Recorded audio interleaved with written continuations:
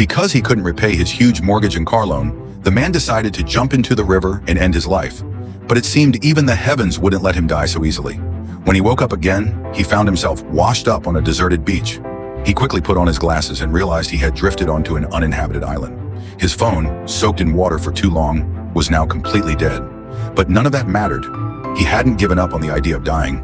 When he looked up and saw the towering Seoul building not far away, a genius idea suddenly popped into his head.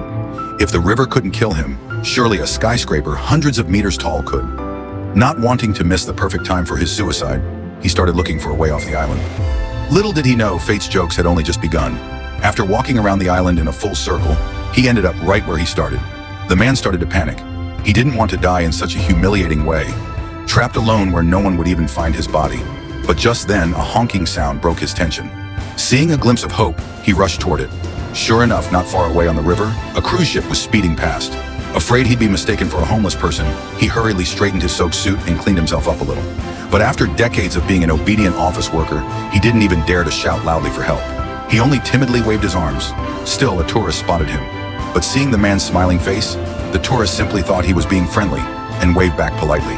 This nearly drove the desperate man insane. Without food or fresh water, even being stranded so close to the city meant death was only a matter of time. Watching the cruise ship fade into the distance, he grew anxious. For the first time, he started regretting his decision to die. But regret couldn't change anything now.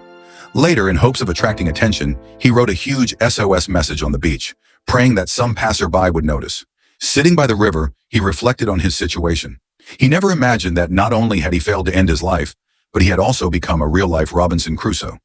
Still, when he thought about the massive loans waiting for him back home, any flicker of regret disappeared. He was so close to the city, yet it felt impossibly far away. Determined, he decided he wouldn't hesitate anymore. He would end it for real. This time he planned to hang himself, but just as he placed the noose around his neck, he realized in the final seconds that dying this way was unbelievably painful.